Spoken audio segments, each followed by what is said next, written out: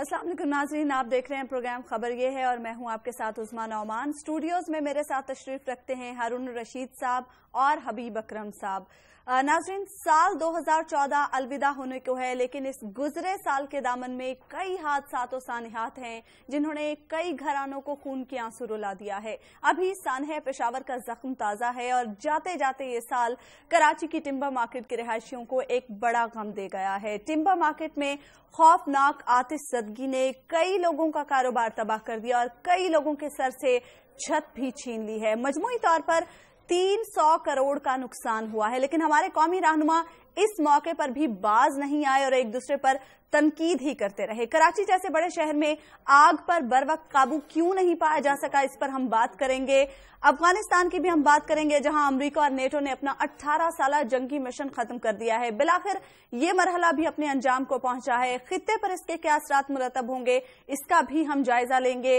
2014 के हवाले से अगर हम बात करें तो 2014 मलेशिया के लिए भी कुछ अच्छा साबित नहीं हुआ है और जाते जाते ये मलेशिया का तीसरा तैयारा भी निकल गया है। मलेशिया का मुसाफिर तैयारा 162 मुसाफिरों को लेकर इंडोनेशिया से रवाना तो हुआ, लेकिन फिर उसे जमीन खा गई या आसमान निगल गया, ये किसी को मालूम नहीं है। तैयारा अब भी लापता है। दाखिली सलामती के हवाले से भी एक अहम इजलास कल तलब किया गया है, उस पर भी हम बात करेंगे, लेकिन पहले हम जान लेते हैं कि हारून साहब और हबीब साहब के पास क्या खबरें हैं। हारून साहब, हमारे नाज़रीन के लिए आज आपके पास कोई खुसूसी खबर है?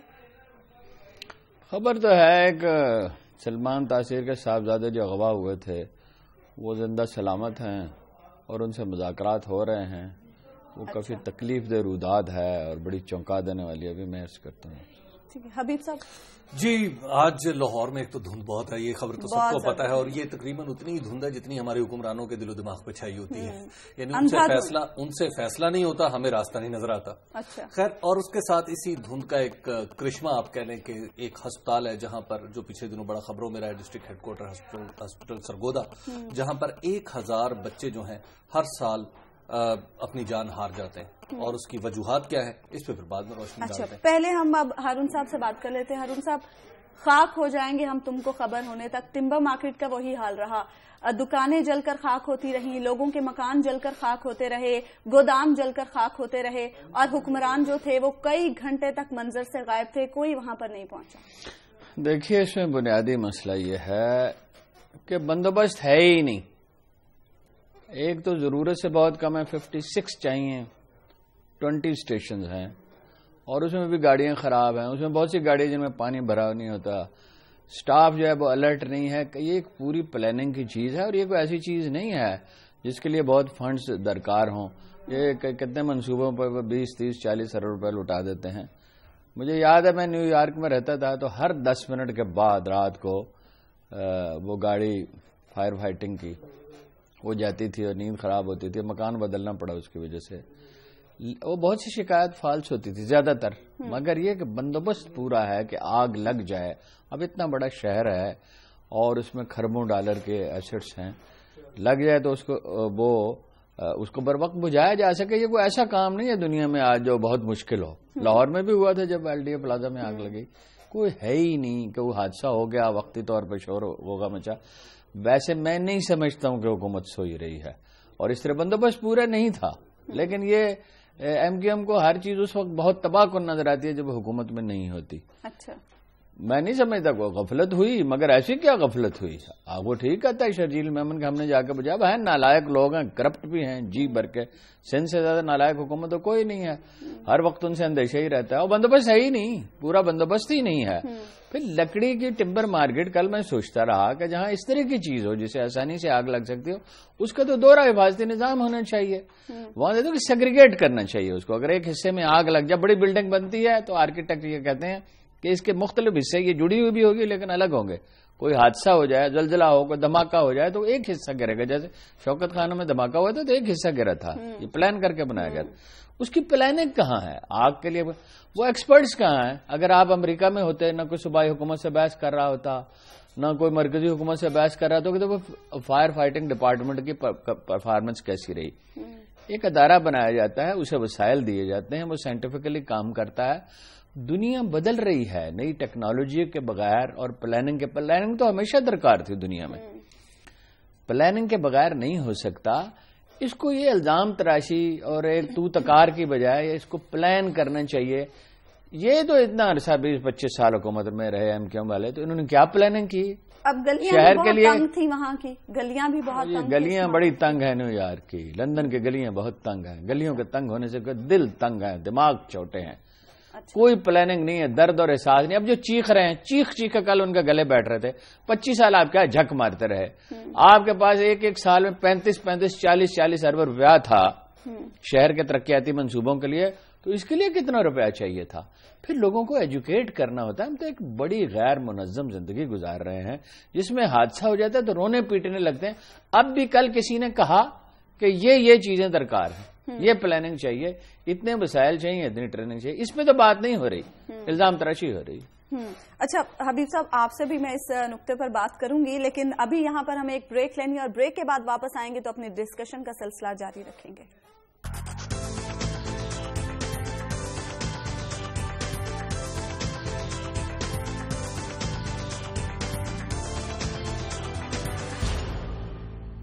ویلکم بیک ناظرین. بریک پر جانے سے پہلے ہم بات کرتے تھے ٹمبر مارکیٹ میں لگنے والی آگ کے حوالے سے. حبیب صاحب سے بات کرتے ہیں. حبیب صاحب, کل ایم کیو ایم کے رہنماؤں کی جانب سے یہ بھی کہا گیا کہ کراچی شہر یتیم ہو چکا ہے, لاوارث ہو چکا ہے, اسے کوئی پوچھنے والا نہیں ہے. یہ میرا خیال ہے ایم کیو ایم کو خبر تھوڑی دیر میں ملی ہے, لیکن وہ ہارون صاحب جیسے بتا رہے ہیں 25 سال انہی کے زیر نگرانی یہ شہر رہا ہے, تو لہٰذا اتنا بھی یتیم نہیں رہا. لیکن اس کے ساتھ ایک اور پرابلم بھی ہے. مجھے کل کچھ لوگوں نے بتایا, اور خاص طور پر مجھے حافظ نعیم الرحمان جو جماعت اسلامی کراچی کے امیر ہیں, ان کا فون آیا. انہوں نے کہا جناب 800 افراد ایسے ہیں جو اس وقت فائر بریگیڈ میں اور اس طرح کے دیگر بلدیاتی اداروں میں موجود ہیں, اور وہ سارے کے سارے, یہ ان کا الزام ہے کہ وہ ایم کیو ایم سے تعلق رکھتے تھے, کیونکہ ایم کیو ایم نے اپنے دور اقتدار میں ان لوگوں کو بھرتی کیا تھا, اور وہ لوگ باقاعدہ طور پر اپنی ڈیوٹیوں پر نہیں آتے, جس کی وجہ سے پورے کا پورا یہ جو کرائسس مینجمنٹ کا حصہ ہے کراچی کی بلدیہ کا, وہ تمام تر خراب ہو چکا ہے. اسی طرح شرجیل میمن صاحب نے تو کچھ لوگوں کے باقاعدہ طور پر نام لیے کہ جو اب تک بھی بلدیہ سے تنخواہ لیتے ہیں یا کہیں اور سے تنخواہ لیتے ہیں, لیکن جو میری معلومات کے مطابق شرجیل میمن صاحب نے کہا کہ جناب یہ آدھا سچ ہے, پورا سچ جب میں بولوں گا تو وہ زیادہ لوگوں کو تکلیف ہوگی. دیکھیے, اور پھر کراچی میں ایک ایسے ماحول میں جب پولیٹیکلی ٹھیک ہے تفریق موجود ہے, لیکن اتنے لوگوں کا اتنا بڑا نقصان ہو گیا ہے, اس پر 300 کروڑ کا نقصان ہو گیا. لوگوں کی چھوٹی چھوٹی بچتیں تھی, زندگی بھر کی کمائیاں, بیٹیوں کے جہیز تھے. اب کیا اس پہ اس طرح کا طرز عمل موزوں ہے؟ اب مل بیٹھنا چاہیے انہیں, کراچی سے محبت کرنے والوں کو اور محبت کے دعوے داروں کو مل بیٹھنا چاہیے, مل بیٹھ کے مسئلے کا حل نکالیں. ٹمبر مارکیٹ میں جیسے ہارون صاحب کہہ رہے ہیں کہ وہاں پر بلاکس بنائیں, وہاں پر چیزیں امپروو کریں اور ساری چیزیں پلاننگ کریں, تو میرا خیال ہے یہ معاملہ زیادہ بڑا نہیں ہے. لیکن اگین مجھے نہیں لگ رہا کہ کراچی میں کوئی اس سانحے سے کوئی سیکھے گا. دیکھو جی, اس میں ایک بڑا المناک پہلو ہے, وہ پورا سچ کیوں نہیں بولتے؟ ساؤتھ افریقہ میں لوگ ہیں, مفاہمت, فار ایسٹ میں لوگ ہیں بیٹھے ہوئے, تنخواہیں یہاں سے لے رہے ہیں. مفاہمت کیا ہے جی؟ دونوں لوٹ رہے ہیں. اور واٹر بورڈ میں تو گھپلے کی یہ حد ہے کہ کوئی انتہائی نہیں. میں نے پوچھا لوگوں سے اور میں ششدر رہ گیا, اتنی بڑی رقم کا فراڈ ہوتا. ایک دوسرے کے معاملے میں یہ خاموش کیوں؟ پیپلز پارٹی نے ایم کیو ایم کی کمزوریاں ڈسکور کر لی ہیں. وہ تو اچھالتے ہی رہتے ہیں, وہ ایک حد سے آگے نہیں جانے چاہتے پیپلز پارٹی والے.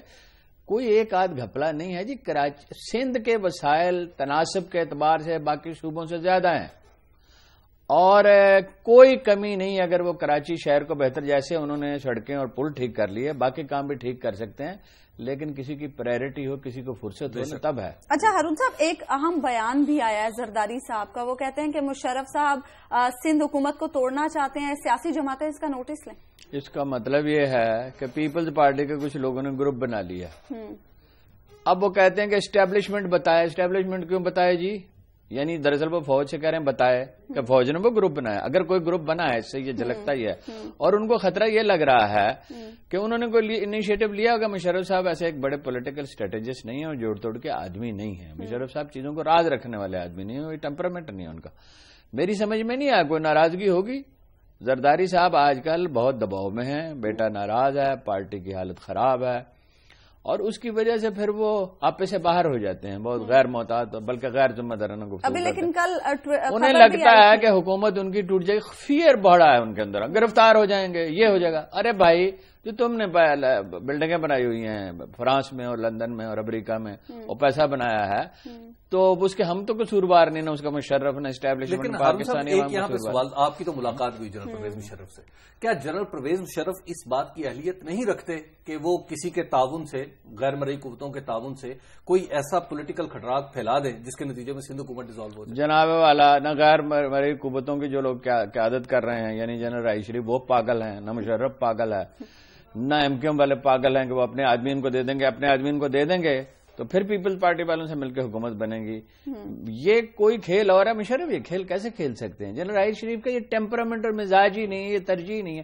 وہ سندھ حکومت کو ڈیزالو کر کے یا اقتدار میں وہ دوسرے لوگوں کو اقتدار ملا کے کیا اس سے حاصل کریں گے؟ یہ ان کا فیئر ہے، ان کے لوگ ہیں گڑبڑ۔ اور مجھے تو یہ بھی خیال ہے، یہ اندازہ ہے میرا کہ براہ راست ایم کیو ایم پہ اٹیک کرنے کی ہمت زرداری صاحب میں نہیں ہے، تو وہ مشرف پہ لا دے۔ مشرف اس کام کا آدمی ہے یار، جنرل پرویز مشرف، وہ اس وقت وہ اپنی سروائیول کی جنگ لڑ رہے ہیں، اس سے نکل جائیں وہ تو غنیمت ہے۔ اچھا ہارون صاحب، بات کر لیتے ہیں افغانستان میں امریکہ نیٹو مشن کے حوالے سے۔ بالآخر 13 سال کے بعد یہ قصہ اپنے انجام کو پہنچا ہے، اور اب اگر ہم نظر ڈالیں ان 13 سالوں پہ تو آپ کو کیا لگتا ہے کیا حاصل ہوا ہے امریکہ کو اس ساری جنگ سے؟ 13 برس کی بات نہیں ہے جی، 79 دسمبر سے میں افغانستان کے ساتھ وابستہ ہوں، مسلسل میں نے اس پہ کام کیا، افغانستان میں جاتا رہا ہوں، افغان لیڈروں سے کلوز میری ریلیشن شپ رہی ہے، اور بہت سے امریکی انٹلیکچوئلز کو میں نے پڑھا ہے، اس پہ غور کیا ہے۔ یہ 30-35 برس کا قصہ ہے، 34 سال ہو گئے۔ 27 دسمبر 79 کو آئی تھی روسی فوجیں، پہلے روسیوں نے جھک ماری، انہوں نے یہاں کمیونزم مسلط کرنے کی کوشش کی، اب انہوں نے جھک ماری یہاں جمہوریت مسلط کرنے کی کوشش کی۔ لوئی دوپری کے بعد ایک بھی امریکی مجھے ایسا نظر نہیں آیا جو ہسٹری کے میکینکس کو سمجھتا ہو۔ بھائی ایک قدیم قبائلی معاشرہ تاریخی پروسیس میں جدید معاشرے میں ڈھلتا ہے، وقت لیتا ہے، ادارے بنتے ہیں، اخبار نکلتے ہیں، پارٹیاں بنتی ہیں، اس طرح تھوڑی ہوتا ہے۔ وہ ان کو کمیونسٹ بنانے کے لیے آئے تھے، ان لوگوں کو آپ ذرا اندازہ کریے، قبائلیوں کو کمیونسٹ بنانے کے لیے آئے تھے، کئی ہزار سال کی جست، اور یہ جمہوریت سکھانے کے لیے امریکی صرف اس لیے نہیں آئے تھے۔ یہ ٹھیک ہے 9/11 سے غیظ و غضب پیدا ہوا، اس میں انہیں ریئیکٹ کرنا پڑا۔ امریکی دنیا کے ٹاپ ملٹری ایکسپرٹس یہ کہتے ہیں کہ اس خطے کے وسائل ایکسپلائٹ کرنے کے لیے آئے تھے، لیکن بری طرح ناکام رہے، اب تھکن اور مایوسی اور شکست کے سوا کچھ نہیں ہے۔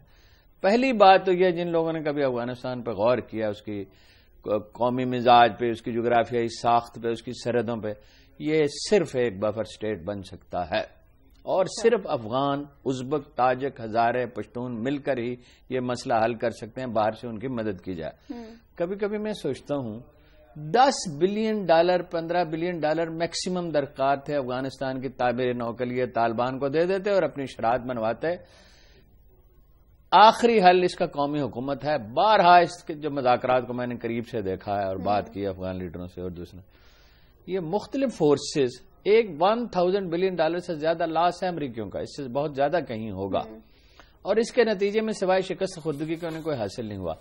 ایک پاکستانی ملٹری کا انالیسز یہ ہے کہ جو ایران کی چھوٹی سی پٹی ہے، پھر پورا پاکستان اور پھر کچھ افغانستان ہے، اس میں غیر معمولی معدنی وسائل ہیں، سونا ہے، کوئلہ ہے، لوہا ہے، اور بہت سی قیمتی معدنیات ہیں، تیل بھی ہے، یہ آپ کو بتاؤں، اگرچہ ذخائر چھوٹے ہیں مگر ہے کافی ہے۔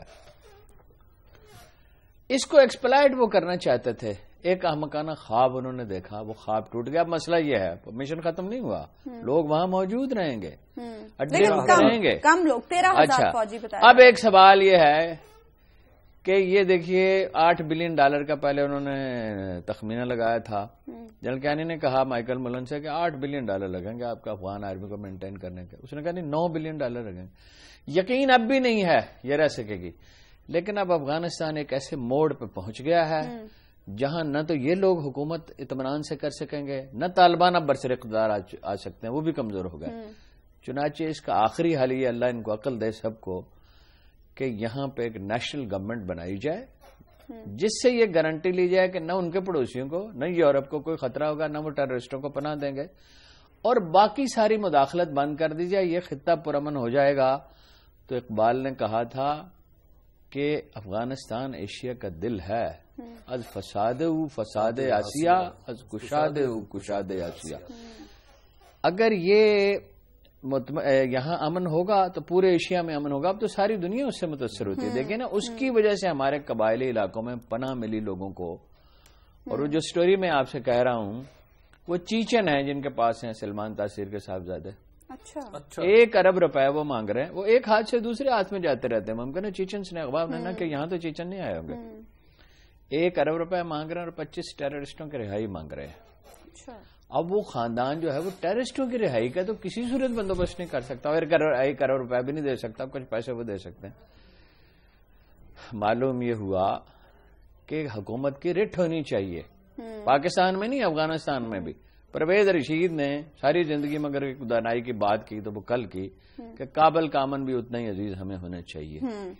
یہ دونوں ملکوں میں جب رٹ قائم ہوگی تب ٹیررزم کا بھی خاتمہ ہوگا اور تب دنیا کو امن نصیب ہوگا. اور ضروری ہے کہ غیر ملکی مداخلت نہ ہو. یہاں پاکستان اور ایران اپنی جنگیں نہ لڑیں یا اپنا لچ نہ تلے انڈیا, یہاں امریکہ غلبے کی خواہش ترک کر دے.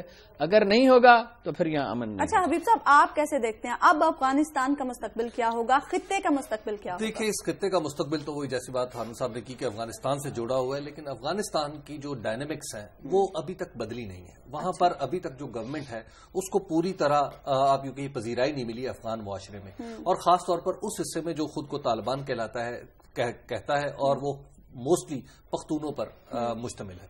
اب ان پختونوں کے اندر پاکستان نے تو گیم پلئنگ جو ہے وہ ساری کی ساری چھوڑ دی ہے. وہ جو چلاکیاں کیا کرتے تھے نا ہم ٹویکنگ کر کے, وہ تو چھوڑ دی ہیں. اسی طرح ایران نے کیا وہ ٹویکنگ چھوڑ دی ہے افغانستان کے اندر, اس کے اوپر ابھی تک کوسچن مارکس ہے. اس کے ساتھ ساتھ پاکستان کے اندر کچھ ایسے نان اسٹیٹ پولیٹیکل ایکٹرز ہیں جو آج بھی افغانستان کے اندر کوئی نہ کوئی گند گھولنے کے لیے تیار رہتے ہیں. اس میں سب سے بڑا جو پولیٹیکل فیکٹر طالبان کے حوالے سے اگر دیکھا جائے تو وہ مولانا فضل الرحمان ہے. مولانا فضل الرحمان کو اسٹرکٹلی ہمیں افغانستان سے دور رکھنا ہوگا اور جتنا ممکن ہو اتنا رکھا جائے. اسی طرح جماعت اسلامی ہے. جماعت اسلامی اپنے ہمدرد گروپوں کے ساتھ جب مل جاتی ہے تو پھر ان کے وہاں پر معاملات حل کرنے کے لیے یہاں پاکستانی اسٹیبلشمنٹ کے اوپر اور پاکستان کی حکومت کے اوپر دباؤ ڈالتی ہے. تو لہٰذا انہیں بھی دور رکھنا چاہیے.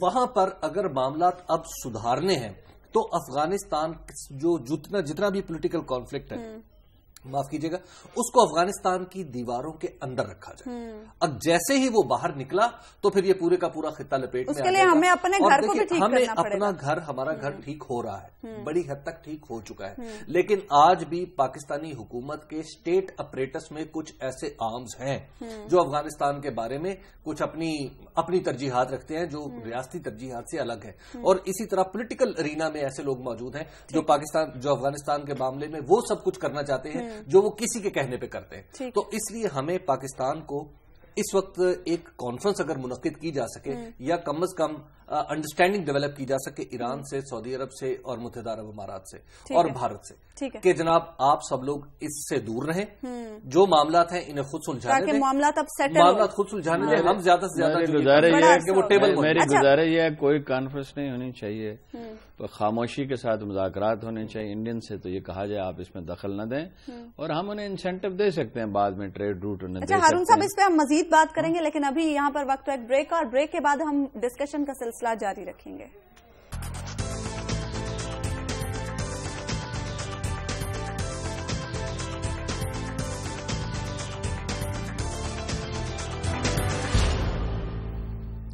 ویلکم بیک ناظرین. بریک کے بعد ہم بات کر لیتے ہیں ملائیشیا کے اس بدقسمت طیارے کی جس کے بارے میں ابھی تک یہ نہیں پتا ہے کہ اسے زمین کھا گئی یا آسمان نکل گیا. ابھی تک یہ طیارہ لاپتہ ہے اور اس حوالے سے تلاش کی جا رہی ہے. آپریشن کا سلسلہ آج دوبارہ شروع کیا جائے گا. کل بھی تمام دن آپریشن کیا جاتا رہا اس طیارے کی تلاش کے حوالے سے. ہارون صاحب سے بات کرتے ہیں. ہارون صاحب, کچھ لوگوں کے ذہنوں میں یہ سوال بھی ہے کہ یہ تیسرا طیارہ ہے ملائیشیا کا جو لاپتہ ہوا ہے. ایک طیارہ مار گرایا گیا تھا اور اس سے پہلے بھی ایک طیارہ لاپتہ ہو چکا ہے. کیا کسی نئے حملے کی منصوبہ بندی ہو سکتی ہے؟ لوگوں کے ذہنوں میں یہ سوال بھی اٹھ رہا ہے. دیکھیے, پہلے وہ بات مکمل کر لیں. افغانستان میں یہاں سے جو لوگ مداخلت کرتے ہیں وہ مولانا فضل الرحمان نہیں ہیں, وہ انڈیا میں ان کا جو ہم مسلک لوگ ہیں وہ ہیں. اور ان کا رابطہ انڈیا سے ہے. میں اس سے اگری کرتا ہوں, اور وہ ایک لانگ ٹرم ایجنڈا ہے. پچھلے 100 سال میں اس پر کام کیا گیا ہے, پشتون پاپولیشن پہ, کہ یہاں پہ اقتدار حاصل کرنے کی کوشش کی جائے. یہ ایک طرح کی خفیہ تحریک رہی ہے, اور حکومت پاکستان کو کہنا چاہیے نواز شریف صاحب کو, انہیں مولانا فضل الرحمان کی سمجھ میں یہ بات نہیں آتی یا کچھ جو ان کے ہم مسلک ہیں, تو انہیں حکومت سے کم از کم باہر نکالنا چاہیے. دیکھیے میں کوئی حتمی رائے نہیں دے رہا اس مسئلے پہ، لیکن دیر از سم تھنگ سیریس. ایک کے بعد دوسرا طیارہ غائب ہو جاتا ہے. وہ مجھے اس کینیڈین جرنلسٹ کا نام یاد نہیں آ رہا، بہت ہی معتبر آدمی ہے. اس نے کہا تھا کہ وہ کئی دفعہ انہوں نے اس پہ لکھا کہ یہ جہاز جو ہے یہ اڑتا ہوا جیل خانہ ہے، اور یہ جو ذریعہ سفر ہے یہ کبھی پوری طرح محفوظ نہیں ہو سکا. اس کو کبھی سائنٹیفک پلان، کئی طیارے بنائے گئے اور وہ ناکام رہے اور حادثے ہوتے رہتے ہیں. اس کو دیکھنا پڑے گا کہ یہ اس روٹ پہ اور پھر بدقسمتی سے اسی ایئر لائن کے ساتھ بار بار یہ حادثے ہوتے ہیں. کیا اس کی پلاننگ میں نقص ہے؟ کیا اس کی ایئر لائن کے ایڈمنسٹریشن کے ساتھ پرابلم ہے؟ لیکن انسانی المیہ کے طور پر یہ بڑا المیہ ہے، اس لیے کہ مسئلہ 100 150 یا 200 خاندانوں کا نہیں ہوتا، وہ بھی 1000 آدمیوں کا براہ راست متاثر ہونے بڑا. اس سے بڑا پینک پھیل جاتا ہے اور ایک ڈپریشن پورے معاشرے میں آتا ہے. تو امید کرنی چاہیے کہ اس پہ جو انٹرنیشنل آرگنائزیشنز ہیں اس کی، وہ بھی اس پہ غور کریں گی، اور ملائیشیا کی حکومت دوسری حکومتوں سے مل کے اس کو پلان کرے گی. ساری دنیا میں اس سے پینک پھیل جاتا ہے اور سارے ہوائی سفر کرنے والے اس سے خوفزدہ ہوتے ہیں. یہ بھی کہا جا رہا تھا کوئی برمودا ٹرائنگل وجود میں آ رہا ہے. کیا وہاں پہ کوئی ایسی بڑی ایئر پاکٹس ہیں؟ ایئر پاکٹس تو ہوتی ہیں، کیا ایسی بڑی کوئی ایئر پاکٹس ہیں؟ میں امید کرتا ہوں کہ اگلے 2-3 دن میں ایکسپرٹس اس پہ روشنی ڈالیں گے. اور اس میں پھر ایک اور بھی جو آج کی جدید مواصلاتی دنیا ہے اس میں طیارے کا گم ہونا کوئی معمولی واقعہ تو نہیں ہے. آج ٹریکرز ہیں، طیارے کے انجن کے اندر ایسے آلات لگے ہوتے ہیں کہ جو کہیں گر جائے خدا نخواستہ اس کے سگنل اور اس کی کارکردگی متعلقہ کمپنی تک پہنچتی رہتی ہے. اس میں سیبوٹاج کے امکان کو ہم نظر انداز نہیں. یہ سمجھ نہیں آ رہی کہ یہ تو کہیں صرف سیبوٹاج ہے یا کوئی بڑی سازش ہے. اچھا یہ بھی کچھ لوگ کہہ رہے ہیں کہ کیا اگر سیبوٹاج ہے تو وہ سازش کا حصہ. کچھ لوگوں کا یہ بھی ماننا ہے کہ شاید عالمی طاقتیں ایشیا میں ایسی کوئی کارروائی کر کے کوئی اپنے مقاصد حاصل کرنا چاہتے ہیں. دیکھیے جب اگر اس طرح کے یکے بعد دیگرے 3 طیارے ہوں اور پھر ان کا سراغ نہ ملے تو اس کا مطلب ہے ہم یہ سوچنے پہ مجبور ہیں کہ وہ جو بعض لوگ بات کرتے ہیں کہ امریکہ یا یورپی دنیا کے پاس کچھ ایسی طاقتیں ہیں جن کے بارے میں ہمیں معلوم نہیں ہے اور وہ کچھ ایسا کام کر سکتے ہیں جن میں بعض کہتے ہیں کہ موسمی تغیرات کی طاقتیں بھی ان کے پاس موجود ہیں. وہ شاید ہو سکتی ہے جی، وہ شاید اس طرح کے کام کرتی ہے. میں آئی ڈونٹ بلیو کہ CIA کرے گی. CIA بہرحال آنسریبل ہے،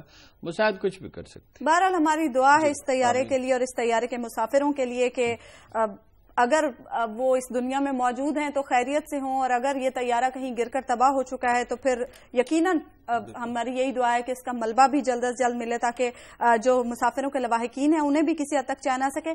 ہارون صاحب، داخلی سیکیورٹی کا اہم اجلاس کل طلب کیا گیا. دوسری جانب جوڈیشل کمیشن کے حوالے سے بھی کہا گیا عمران خان صاحب کی جانب سے کہ اب کوئی لچک نہیں دکھائیں گے مزید. دیکھیے میری تحریک انصاف کے جتنے بھی لیڈروں سے بات ہوئی اور سینئر لیڈروں سے آبویسلی بات ہوئی، وہ تو پر امید ہیں، اور نون لیگ کے لیڈر بھی پر امید ہیں کہ منگل کو کچھ سمجھوتا ہو جائے گا. منگل کو نہیں ہوتا تو 1 دن میں ہو جائے گا. لیکن پرسوں رات کو عمران خان صاحب سے میری بات ہوئی، اس وقت تو میں نے خیال نہیں کیا، تو وہ بہت شک میں تھے اور ناراض تھے اور کہہ رہے تھے کہ بہانہ بازی کر رہے ہیں، یہ چاہتے ہی نہیں ہیں کہ معاملہ کھل جائے، اس لیے کہ اگر کھلے گا تو دھاندلی تو ہوئی ہے. انہیں تو خیر بہت زیادہ دھاندلی کا یقین ہے، میرا نہیں خیال پنجاب میں اس پیمانے پہ دھاندلی ہوئی جتنی وہ سمجھ رہے ہیں. لیکن یہ تو بالکل واضح ہے کہ کراچی میں تو الیکشن ہوئے ہی نہیں ہے، اس لیے یہ ساری پارٹیوں سے پریشان ہے. اور دیہی سندھ میں بہت دھاندلی. کراچی پہ ان کا اعتراض بھی کم نہیں ہے ویسے. ہاں جی، کراچی پہ PTI کا اعتراض بھی نہیں، مگر جب کھلے گا معاملہ تو کھلے گا نا جی. میرا یہ خیال ہے اس میں نواز شریف صاحب نے بعض موقع پر بڑی پیشنس کا مظاہرہ کیا ہے. بیٹھ کے عمران خان سے بات کریں. میں شہباز شریف صاحب کو چودھری نثار وغیرہ سے کہتا رہا ہوں. ایک دفعہ یہ میرے گھر تشریف لائے، میں نے کہا تھا اس کو زچ نہ کریں، آپ اسے جانتے نہیں ہیں. میں اسے جانتا ہوں. اس کے بینر اتار دیتے تھے، اس کی بیوی پہ مقدمہ جھوٹا بنایا، اس کے دفاتر بند کر دیتے تھے، پوسٹر لگانے نہیں دیتے تھے. اگر وہ زچ ہو جائے گا تو وہ پھر جیسی موقع ملے گا ریٹیلیٹ کرے گا. ان سے بھی میں یہ کہتا ہوں، اگر تحریک انصاف والے سب سوئے ہوئے نہیں ہیں، جاگ رہے ہیں، پیشنس کا مظاہرہ کریں. ملک کے حالات ایسے نہیں ہیں کہ روز ہنگامے اور فساد ہوں. ان دونوں کو یہ مسئلہ مل کے حل کرنا چاہیے. اس کا فائنل سلوشن ہم تو غور کر کر کے تھک گئے، اس کے سوا کچھ نہیں ہے کہ 30 40 50 سیٹوں پہ ری الیکشن ہو جائیں. نئے الیکشن کا ملک اس وقت متحمل نہیں ہے. مگر یہ بیٹھ کے آپس میں خاموشی سے بات کریں گے تو کوئی حل نکلے گا. اس طرح نہیں نکلے گا. ایک دوسرے کو زچ کرنے کی اور دھوکہ دینے کی اور دباؤ ڈالنے کی کوشش نہ کریں. ملک اس ملک اس کا متحمل نہیں ہو سکتا۔ اچھا حبیب صاحب، داخلی سلامتی کے کل ہونے والے اجلاس میں تحفظ پاکستان ایکٹ پر عمل درآمد کے حوالے سے سیاسی جماعتوں کا اعتماد میں لیا جائے گا، آپ کو لگتا ہے اب وقت ہے کہ ابھی بھی اعتماد میں لیا جائے؟ اگر کوئی اختلاف کر دے تو پھر اس اختلاف کو یا ان کے تحفظات کو دور کیا جائے؟ اب تو وقت ہے کہ بس ایکشن لیا جائے۔ دیکھیے، میں ہارون صاحب کی بات کے کنیکشن میں جو آپ جوڈیشل کمیشن کی بات کر رہے ہیں اس میں ایک بات کروں کہ شاہ محمود قریشی صاحب جو ہیں وہ ایک ایسا کردار ادا کر رہے ہیں مذاکرات میں میری معلومات کے مطابق جو کوشچنیبل ہے۔ وہ جس انداز سے باہر آتے ہیں، جس انداز سے پھر یک ایک ٹھنڈے ماحول کو گرم کر دیتے ہیں اور گرم ماحول کی ہوا نکالنے کی کوشش کرتے ہیں، یوں لگ رہا ہے کہ جیسے وہ ان کی گیم جو ہے وہ پاکستان تحریک انصاف سے متعلق نہیں ہے، کچھ اپنی ذات کے گرد گھوم رہی ہے۔ تو اس بات پہ بھی ہمیں ان کے اوپر خصوصی نظر رکھنا پڑے گی کہ کہیں ایسا نہ ہو کہ شاہ محمود قریشی صاحب یا اس طرح کا کوئی اور آدمی ہمیں بھی اور تحریک انصاف والوں سیبوٹاج کر دے سارے کا سارا ہمیں بھی اور تحریک انصاف کو زیادہ یار اس سے میں پہلے دن سے کہتا رہا ہوں، عمران خان سے مجھ سے جھگڑتا تھا، بھائی اس پہ نظر رکھو، یہ ٹھیک نہیں ہے یہ آدمی۔ اسد عمر بھی مجھ سے پوچھ رہے تھے اس پہ کیا ناراضگی ہے، میں نے کہا مشکوک ہے، اس کا لب لہجہ اس کی باڈی لینگویج کہتی ہے، یہ تو ایسا آدمی ہے کہ اگر یہ نون نہ ہو سڑک پہ جا رہا تو اس کو پولیس والا پکڑ لے گا۔ اچھا جی، تو باقی جہاں تک داخلی سلامتی کی مجھے سمجھ نہیں آ رہی کہ اب اتنے اجلاس کرنے کی کیا ضرورت ہے۔ وہی بات نا، یکے بعد دیگرے آپ کمیٹیاں بنائے چلے جا رہے ہیں، یکے بعد دیگرے آپ اجلاس پہ اجلاس بلائے چلے جا رہے ہیں۔ اصل بات یہ ہے کہ ہمیں حساب دیں کہ آپ کے پاس جو میسر وقت ہے اس کا استعمال کیسے کریں۔ اب 16 دسمبر سے لے کے آج 14 دن ہونے کو آئے ہیں، 14 دن میں آپ نے کیا کیا ہے؟ یہ ٹھیک ہے کہ آپ نے ایک اتفاق رائے پیدا کر لیا، لیکن کیا وہ اتفاق رائے پہلے نہیں تھا؟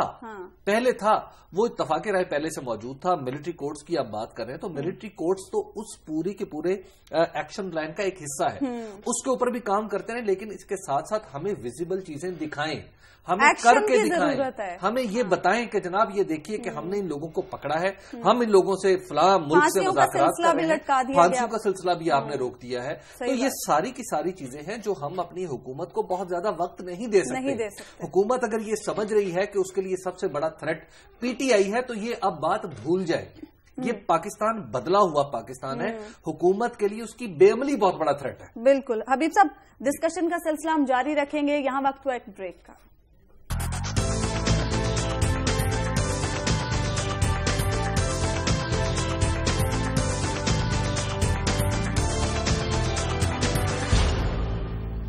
ویلکم بیک ناظرین، بریک کے بعد اب بغیر وقت ضائع کیے چلتے ہیں ہارون صاحب کے پاس۔ ہارون صاحب، آپ کے پاس خبر ہے ہمارے ناظرین کے لیے؟ نہیں، خبر تو میں نے عرض کر دیا نا، سلمان تاثیر کے جو صاحبزادے ہیں جنہیں لاہور سے اغوا کیا گیا تھا، انہیں قبائلی علاقے میں لے جایا گیا، ایک ہاتھ سے دوسرے ہاتھ میں انہیں بیچا جاتا ہے۔ وہ یہ ہوتا ہے کہ ایک کوئی اغوا کرتا ہے اور وہ سمجھتا ہے کہ اس سے 5-10 کروڑ روپے تاوان لے لے گا، وہ کامیاب نہیں ہوتا، اس کی صلاحیت نہیں ہوتی کہ اس کو رکھ سکے محفوظ، ریٹے دو دوسرے گروپ کے۔ اب وہ چیچنز کے ہاتھ میں ہیں، وہ 1 ارب روپے مانگ رہے ہیں، 25 ٹیررسٹوں کی رہائی مانگ رہے ہیں، یعنی وہ کسی بڑے گروپ کا حصہ ہے۔ ظاہر ہے وہ بیچارہ خاندان یہ تو نہیں کر سکتا، اس کی ویڈیو بنا کے انہوں نے بھیجی ہیں، اس کی آوازیں سنائی ہیں۔ جو صاحب ان سے مذاکرات کر رہے ہیں ان سے میری بات ہوئی ہے بالتفصیل، بڑے بھلے سمجھدار اور تجربہ کار آدمی ہیں، ان کی خواہش ہے، لیکن اب میں نے کہا 1 ارب روپے کہاں سے؟ انہوں نے کہا ارے 1 ارب روپے اصل مسئلہ نہیں، شاید کم ہو جائے، لیکن وہ ٹیررسٹوں کی رہائی چاہتے ہیں، وہ تو نہیں ہو سکتی۔ اس مسئلے کا حل صرف ایک ہے، جتنا ہم غور کرتے ہیں اتنا ہی ہم کلیئر ہوتے چلے جاتے ہیں کہ ٹیررسٹوں کا صفایا کیا جائے، ورنہ کتنی زندگیاں نظر ہوں گی، کتنے لوگ گرفتار ہوں گے۔ گیلانی صاحب کے صاحبزادے گرفتار ہیں، بالکل، اور اس میں بھی یہی مسئلہ ہے کہ وہ بہت سے پیسے مانگ رہے ہیں۔ تب اس معاملے کا کوئی حل نہیں نکلے گا؟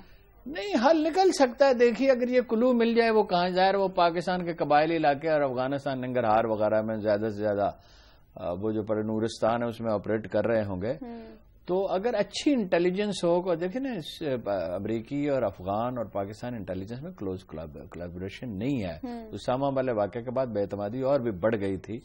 اگر کلوز کولیبریشن اور ایک چیز پہ فوکسڈ ہو، وہ ہو جو یہ ٹیررسٹ ہیں اس پہ اور اغوا کرنے والے ہیں، اس کے لیے الگ سیل میرا خیال اگر بن جائے تو ٹریس تو کیا جا سکتا ہے۔ ٹریس کیوں نہیں کیا جا سکتا؟ اس کے لیے انسانی ہمدردی کی بنیاد پہ کام کیا جانا چاہیے۔ یہ جتنے اغوا کنندگان ہیں یہ گرفتار، یہ تو جب مذاکرات شروع ہوئے تھے، اگر اللہ نے ان کو عقل دی ہوتی تو اس وقت یہ نہیں کہنا چاہیے تھا۔ دیکھیے زیادہ طالبان سے یہ کہنا چاہیے تھا، ٹی ٹی پی سے، اور ویسے بائی دی وے ملا عمر سے بھی کہنا چاہیے، آپ مطلب یہ ہم سے تو بڑے آپ کے تقاضے ہیں، تو یہ سب مل کے اس میں مدد کریں ان کی رہائی کے لیے. دیٹ واز دی ٹائم کہ اس کو انیشیٹ کیا جاتا.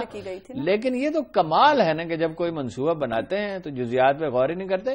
اب ذرا نواز شریف صاحب کے ایڈوائزر تو دیکھیے کون ہے, اور جب یہ ٹی وی پہ آپ کو گفتگو کرتے ہیں تو آپ کو گھن آتی ہے. اچھا حبیب صاحب, آپ کی خبر کی جی میں آپ کو بتاتا ہوں جی کہ 2014 میں آپ کو یاد ہوگا ابھی نومبر میں ہم نے یک ٹیلی ویژن اسکرینوں پہ چمکتے ہوئے دیکھا کہ سرگودا کے ڈسٹرکٹ ہیڈ کوارٹر اسپتال میں بچے جو ہیں وہ ایکسپائر ہونے لگے. انکیوبیٹرز نہیں جی, انکیوبیٹرز نہیں. اب بات یہ ہے کہ میں نے اس مسئلے کی تھوڑی تحقیق کی, لوگوں سے بات کی, اور میں نے دیکھا کہ آج کیا صورتحال ہے. تو مجھے بڑی دلچسپ چیزیں پتہ چلی اور بڑی آپ یوں کہیں کہ خوفناک چیزوں کا اندازہ ہوا. 2014 میں وہاں پر 6020 بچے آئے کل تک کی تاریخ میں. اچھا. اور ان میں سے 1000 یعنی 1080 بچے جو ہے وہ ایکسپائر ہو گئے. اچھا 2012 میں وہاں پر 4758 بچے آئے جس میں سے 1021 بچے ایکسپائر ہوئے. اور 2013 میں وہاں پر معاف کیجیے گا, ہاں 2013 میں 5711 بچے آئے اور 1053 اس میں سے ایکسپائر ہو گئے. اور 2014 میں جیسے میں نے عرض کیا 6020 بچے آئے.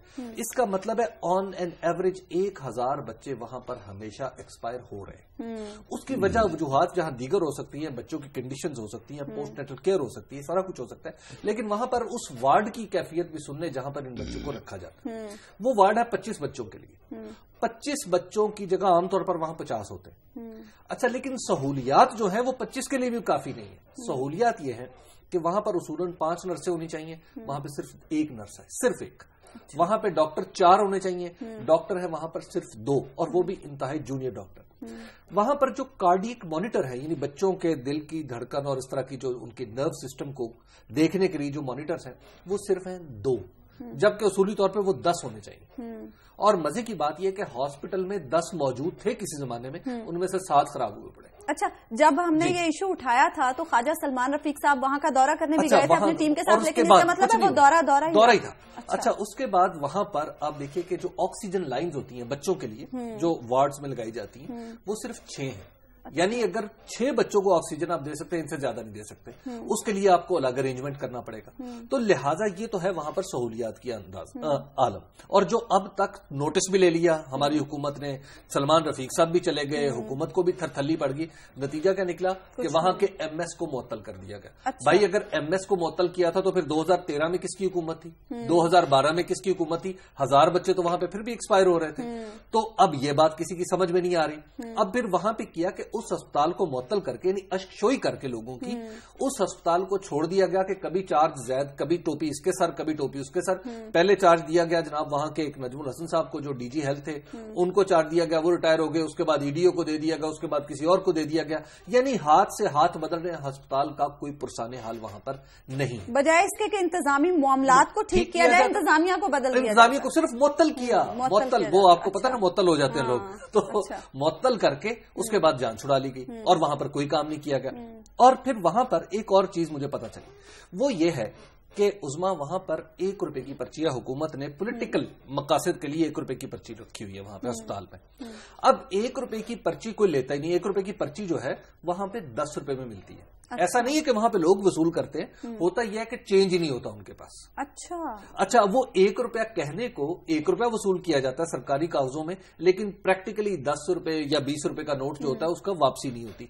نتیجہ یہ ہے کہ 2000 لوگ جو وہاں پہ آتے ہیں وہ ایک ٹیکنیکلی 2000 روپیہ چلا جاتا ہے سرکاری خزانے میں, اور اوپر کے جتنے پیسے ہوتے ہیں 40-50 ہزار روپیہ وہ وہاں پر جیبوں میں ڈال لیا جاتا ہے. 2 لاکھ روپے پرچی پہ بیٹھنے کا مزے کی بات ہے, وہاں پہ پرچی پہ بیٹھنے کا وہاں پر لڑائیاں ہوتی ہیں آپس میں, رشوتیں نہیں چلتی ہیں کہ جناب میں تمہیں اتنے پیسے دوں گا, میں تمہیں اتنے پیسے دوں گا, کر ہی دیں 10 روپے, اور کر ہی 10 روپے کی دیں. اور جب 10 روپے کی کر دیں گے تو 10 روپے کے کرنے سے یہ ہوگا کہ ہسپتال کی جو بنیادی ضروریات ہیں وہ وہاں مقامی وسائل سے پوری ہو جائیں گی. اور وہاں پر ہسپتال میں صورت یہ ہے کہ اور ڈاکٹرز کی وہاں پہ کیفیت سنیں, 126 ڈاکٹر ہونے چاہیے اس ہسپتال میں, اور ڈاکٹر کتنے؟ صرف 26. یعنی 100 ڈاکٹرز وہاں پہ اسامیاں خالی پڑی ہوئی ہیں. جو نرسنگ سٹاف ہے وہ موجود ہی نہیں ہے. یعنی جہاں پر 5 چاہیے وہاں پر 1. اصل میں پنجاب حکومت بیچاری بڑی غریب ہے جی, اس کو میٹرو کے لیے پیسے چاہیے, اس کو سڑکوں کے لیے چاہیے, پلوں کے لیے چاہیے, اس کے پاس اسپتالوں کے لیے, تعلیم کے لیے کہاں پیسے؟ ترجیحات ہی نہیں. ترجیح ہو تو شاید وہ سلیم احمد نے کہا تھا نا کہ وہ تمہیں شکستہ دلوں کا خیال ہی تو نہیں، خیال ہو تو کرم کے ہزارہا پہلو. بات یہ ہے کہ کچھ سوچے تو صحیح. وہاں پر جا کے 10 روپے کی پرچی کو 20 کا کر دیں، 5 کا کر دیں، کسی طریقے سے وہاں پر معاملات چلائیں، اور اس طرح خدا کے لیے لوگوں کو یہ جو بلا وجہ معطل کر دیتے ہیں اس سے ذرا پرہیز فرمائیں، گریز فرما لیں، تو شاید یہ پاکستان کا نظام جو ہے بہتر چل پڑے گا. ابھی اس حوالے سے خبر بھی آئی ہوئی تھی کہ کل بھی کہیں مزید 3 بچے وہاں دم توڑ گئے ہیں اور وزیر اعلیٰ نے رپورٹ طلب کر. اچھا، وہ آپ کی اجازت سے ایک بات میں کرنا چاہتا ہوں. رحمان ملک صاحب نے بڑا چیلنج دیا ہے اپنے مخالفین کو کہ بے نظیر کے قتل پہ ان سے مناظرہ کر. وہ زرداری صاحب سے ریکویسٹ ہے اس کی زبان بند کریں اس آدمی کی.